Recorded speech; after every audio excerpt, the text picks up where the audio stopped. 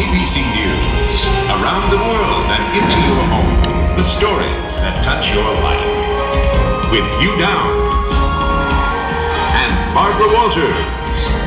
This is 2020. It's about money, how it can divide and sometimes conquer loving couples. Why do we fight so much over money? And how can we do better? John Stoffer's report may save your marriage and your money.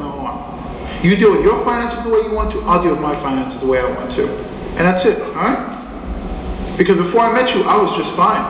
There's something about money that brings out the differences between people. We have to learn to merge everything together so that we're both happy. David Pagan and Olivet Oliver plan to get married next year, but they're already arguing about money. It's not a couple of dollars. A couple of dollars is 20. 34 is a lot of money. No, a couple of dollars is like 10, 15, 20. A lot of money is like 60, 70. David's an employment counselor. Olivet's an executive assistant. Together they earn almost $60,000, which Olivet says would be enough if David just didn't want to buy everything he sees. I like these four right here. We can't get this. We can't afford four. We can't afford four. David's spending didn't matter much to Olivet before they got engaged, but with marriage approaching, David wanted to combine checking accounts.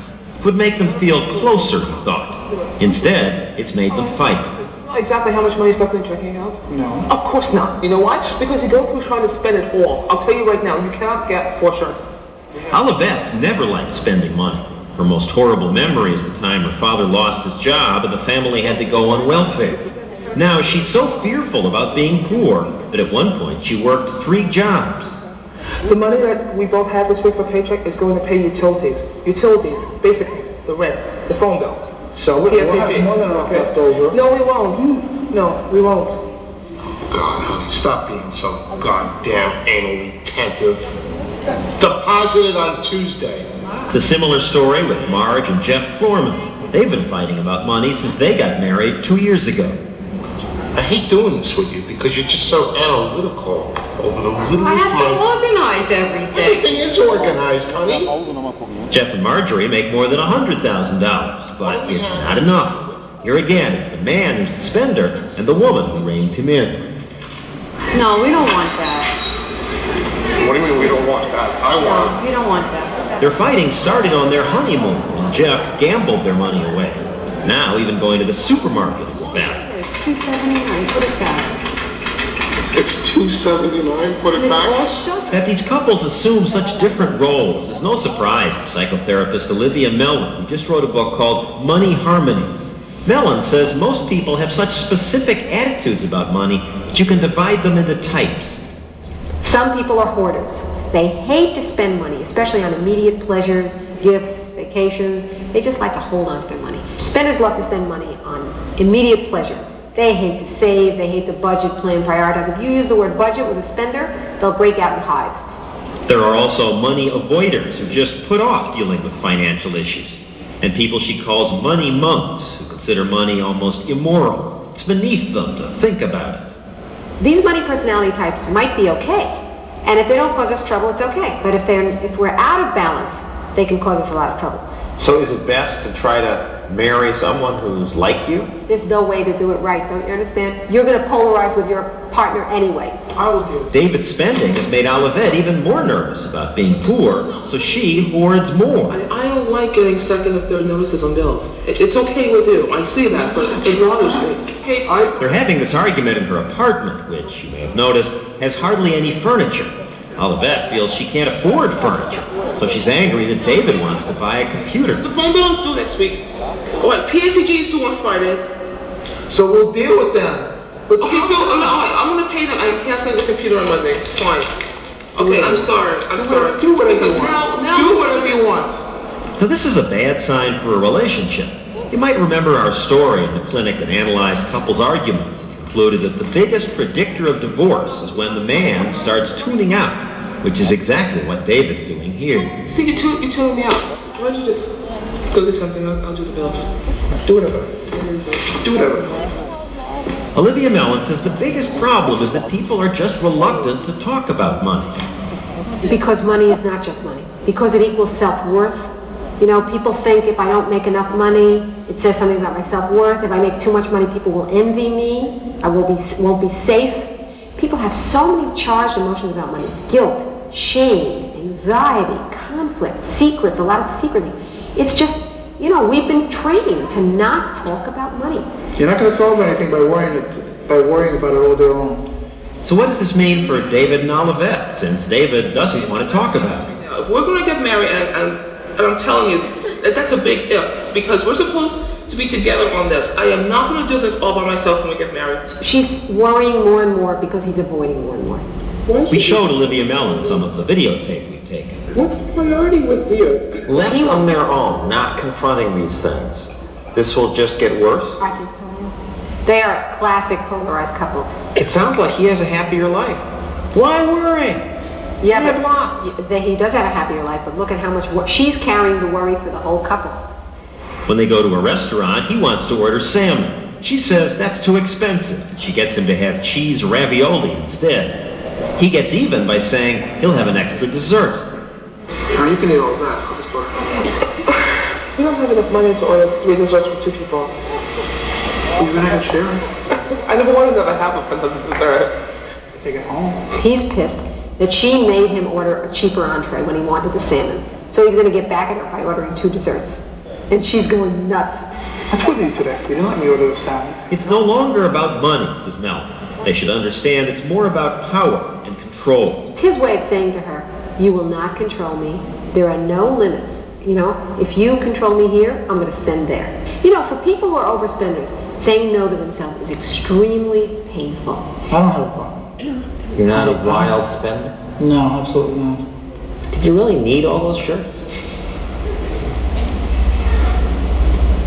The blue one's really great. Because Olivet and David wanted help, we arranged for them to meet with Olivia Mellon. You guys merge the money very soon in your relationship. She tells them they need to talk about these issues more, but to talk less about money and more about what money means to them. First of all, one way for you to stop treating him like a child and not walk away, is to talk about your feelings, your own feelings with him in a much more vulnerable way in the moment. You know, you can say, right now, what you're doing is making me so anxious. Olivia says Olivet should acknowledge that she's a type, a hoarder. If you know what type you are, that makes it easier to compromise with your partner. Likewise, if David acknowledges that he's a spender, he may find it easier to set some limits and talk about them. She needs to hear from you the voice of limits, so she knows you know that there are limits. So far, you know, there hasn't been too much communication about that on that level. And if you do that, you know, periodically, you will move towards money harmony. We have oatmeal. We don't have cinnamon oatmeal. Jeff and Marge, believe it or not, have already gone through therapy. $3.49 for this. So what? Why is it you can't enjoy money? I can enjoy money. All right. That's fine, Jeff. This is how they are after marriage counseling, which they say helped a lot. Money is nothing but security to you, and to me, money represents enjoyment and freedom. Where do you enjoy your money? Impoverishment. They say this is an improvement because now they're at least talking about what bugs them. Hostile as Jeff is, Marjorie says she prefers this to what happened before they got counseling, when Jeff used to just walk away. You were told to, what, to fill out a budget and be anal retentive for a week? No, I was told to participate and take on some of the responsibility. And you tried that? I tried it and I continue to do it. Would you be married if you hadn't tried? I don't know. Oh, the fights were terrible. Screaming, yelling, doors slamming, and they would go on for days. Marjorie would always ask me, where's all your money going? Where's all your money going? It would make me go into a rage because I felt like I was being treated like a child. All right, it was almost a control issue. It was less about money than about what money represented to them. Power, who was in charge in the relationship. And when she was saying, have a budget or something, she was what, your jailer? Yeah, that's exactly it. While things are better now, because Jeff does try to participate in the budgeting, you can still see them playing power games. Jeff belittles Marjorie's obsessiveness.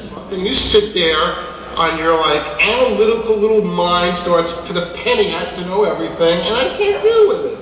Marjorie, in turn, tortures Jeff with endless details of how she saved money. Do you realize that we saved $19.30 because we didn't get charged any fees? I don't care. You know when you say that to him that he doesn't care. Mm-hmm. But you tell him anyway. He's trying to sort of get him. Oh, So what? To break out of that, they might have tried part of David and Olivette's therapy. Role reversal. Olivia Mellon took them shopping and told them, act like the other person. Really, I really want to buy this. But what other Tom, not today. We want to think about it. I mean, you like it? Let's think about it. I mean, let's hold off. It's only $550. Hold off. If it's on sale today, it's going to be on sale again. The idea behind this is that each will better understand their own money personality by seeing it in their partner. And by playing their partner's role, better understand how their partner feels.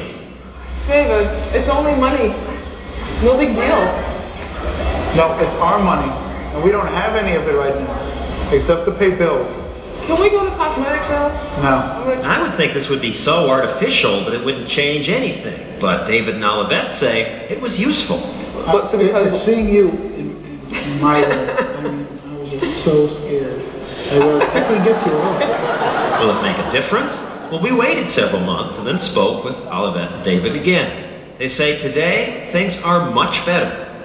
We don't fight as much as we used to. The therapist told David, take a little responsibility. Pay 2 bills a month. And instead of just handing Olivette your check, go to the ATM and make the deposit yourself. He's been doing that and was surprised to find he didn't mind. It's made me feel much more independent, in a sense, and I like it. Crazy enough. It's amazing. I never thought he would, and it makes my heart glad. That's all I can say. John, it's been almost a year now. How are these two couples doing? Well, when we called Olivette, she said, let me tell you how great it is. So David and Olivette are doing terrifically. She says he now has credit cards. He actually pays the bills.